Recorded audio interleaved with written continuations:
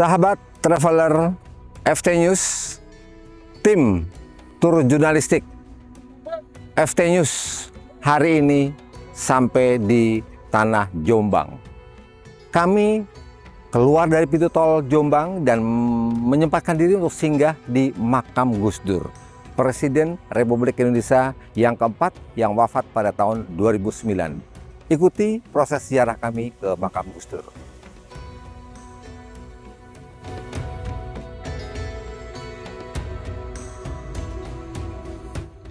Salah satu ciri orang besar adalah ketika wafat makamnya tidak pernah sepi dari peziarah. Contohnya makam Kiai Haji Abdurrahman Wahid atau Gus Dur.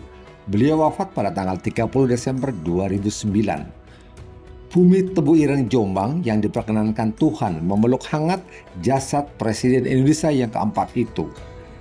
Setiap hari ribuan peziarah mengalir. Kebetulan lokasinya relatif dekat dari exit tol Bandar, pintu tol sebelum Jombang kalau dari arah Jakarta. Anda hanya butuh waktu sekitar 30 menit ke lokasi makam. Di makam yang terletak di komplek Pondok Pesantren Tebu Ireng tersebut, peziarah akan menemukan beberapa hal menarik. Misalnya, makam Gus Dur berada satu lokasi dengan makam kakek dan ayahnya, yaitu Kiai Haji Hashim Ashari dan Kiai Haji Wahid Hasyim. Lalu, tahukah Anda bahwa ternyata makam Gus Dur ini ditetapkan menjadi yang terbaik pada Anugerah Wisata Jawa Timur tahun 2017. Kategorinya masuk ke dalam daya tarik wisata budaya. Nah, jika Anda berziarah ke makam Gus Dur, perhatikan beberapa hal ini. Salah satunya, bahwa pintu masuk ke makam Gus Dur akan ditutup menjelang maghrib. Tetapi usai sholat Isya, pintu kembali dibuka hingga menjelang subuh.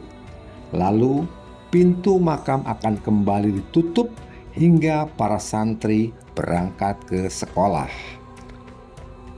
Untuk Anda ketahui, di makam Gus Dur ada tulisan, "Di sini berbaring seorang pejuang kemanusiaan." Kalimat ini ditulis dalam bahasa Indonesia, Arab, Inggris, dan Cina. Wajar saja, sebab yang berziarah ke makam Gus Dur bukan hanya kaum Nahdliyin, tetapi juga dari lintas agama, lintas ormas, lintas bangsa, bahkan bisa jadi lintas ideologi. Saking banyaknya peziarah, kotak amal di komplek makam Gus Dur terkadang bisa mencapai angka ratusan juta rupiah setiap bulannya. Oleh pengurus pondok, dana tadi kemudian digunakan untuk kepentingan amal. Gus Dur, bahkan setelah tiada, berkahmu tetap melimpahi manusia dan semesta.